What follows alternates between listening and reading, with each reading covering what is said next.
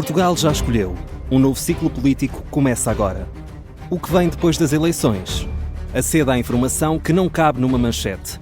Assine hoje, com até 55% de desconto, e habilite-se a ganhar um dos 10 cartões oferta FNAC que temos para oferecer.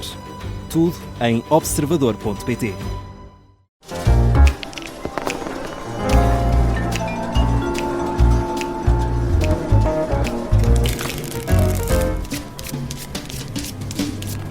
Respondemos sempre a perguntas enviadas para fora do baralho@observador.pt. Hoje com o Luís Aguiar Conraria. Olá, Luís. Olá, bom dia. Bom dia. Esta semana assinalam-se 4 anos de guerra na Ucrânia. Há uma pergunta sobre a evolução deste conflito e também outra sobre a política interna. Vamos começar por aqui.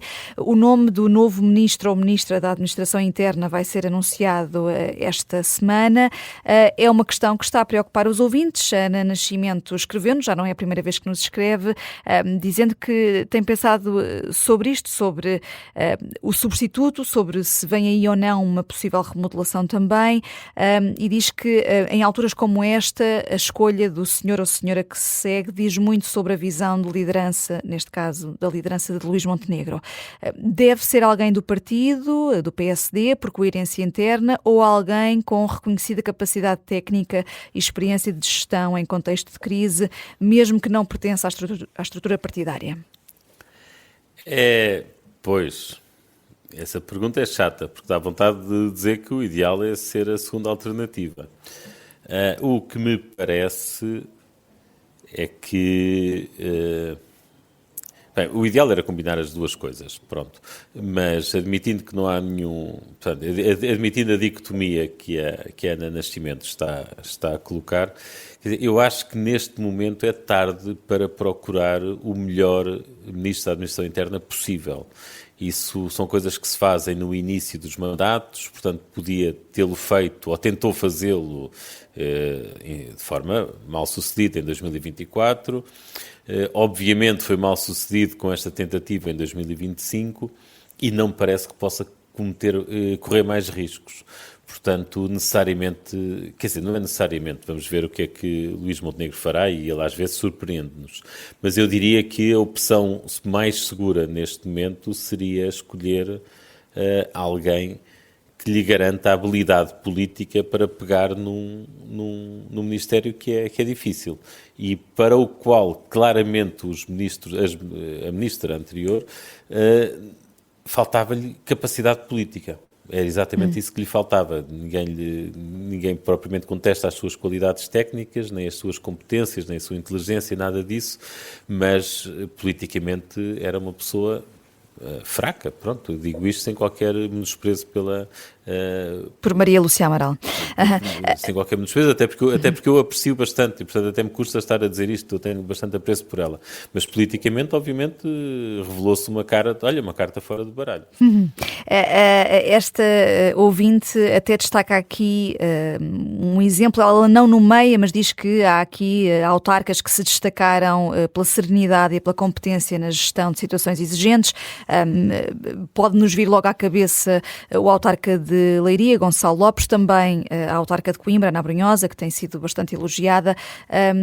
Têm tido estes autarcas um perfil que podia também servir aqui de inspiração para Luís Montenegro, para a escolha do próximo ministro?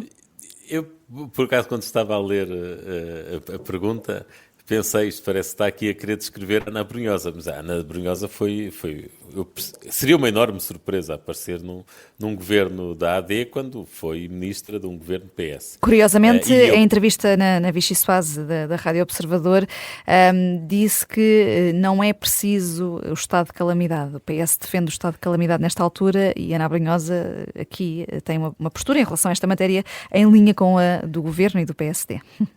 E já agora concordo com ela, não vejo essa necessidade, portanto, basicamente o estado de calamidade permite cortar cantos e seguir atalhos do ponto de vista administrativo. A partir do momento em que a situação de emergência acaba, as coisas têm de se conseguir fazer com a regularidade normal, com os concursos públicos como deve ser feito e por aí fora, bem feitos e com urgência, mas dentro do quadro normativo normal. Portanto, eu concordo com ela com isso. Agora, em relação à pergunta, quer dizer, não acho concebível que alguém que fez parte de um governo socialista fosse para um governo da AD.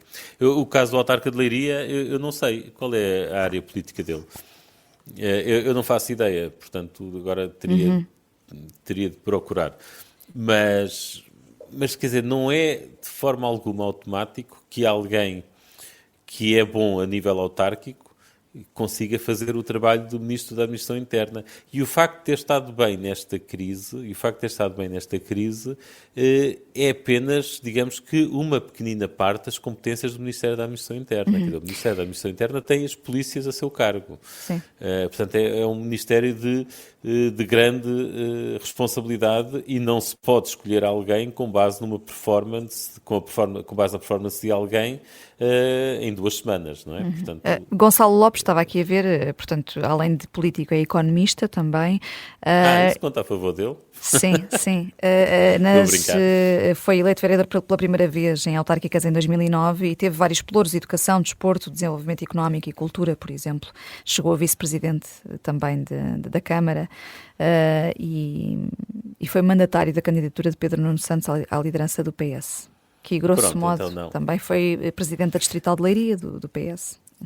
Pois então, claramente não pode. Quer dizer, eu compreendo que no mundo ideal nem se olhava a partidos, mas nós não vivemos nesse mundo ideal e há fidelidades partidárias e, portanto, teria o seu trabalho completamente minado. Mas pronto, deverá haver outros autarcas da AD ou do PSD que tenham feito um bom trabalho nestes dias. Eu não diria, para mim não é automático que alguém por ter estado bem sob pressão durante 2 ou 3 semanas que funcionasse bem como Ministro da Administração Interna. E, portanto, acho que Montenegro tem uma decisão difícil. E espero que não vá, na verdade, pela mais fácil. A mais fácil seria, se calhar, pegarem alguém já com experiência do Ministério da Administração Interna, e a pessoa que ele tem no governo com essa experiência é o Ministro da Educação e Ciência, que é o Fernando Alexandre. E eu espero que resista à tentação de levar o Fernando para o Ministério da Administração Interna, porque acho que o Fernando está a fazer um bom trabalho no Ministério que tem. E acho que seria muito difícil substituí-lo nesse Ministério. Aguardemos por essa decisão, que vai ser conhecida esta semana, pelo menos foi a indicação dada pelo Primeiro-Ministro no debate quinzenal. Esta semana também, terça-feira, é uma data importante, 24 de fevereiro, faz 4 anos que a guerra na Ucrânia começou. A Filipa Martins pergunta se Volodymyr Zelensky anunciar eleições, como parece que vai fazer, e um referendo a um eventual plano de paz, isso pode ser bom ou pode ser mau, contraproducente para o desfecho deste conflito, Luís? Pois, não sei, essa é uma pergunta muito difícil. Deverá haver poucas pessoas tão adeptas dos referendos como eu, mas isso é um referendo sobre a soberania de um país. Não sei, acho que haverá demasiadas emoções à flor da pele para poder ser feito um voto racional, que é o que se espera de uma eleição ou de um referendo.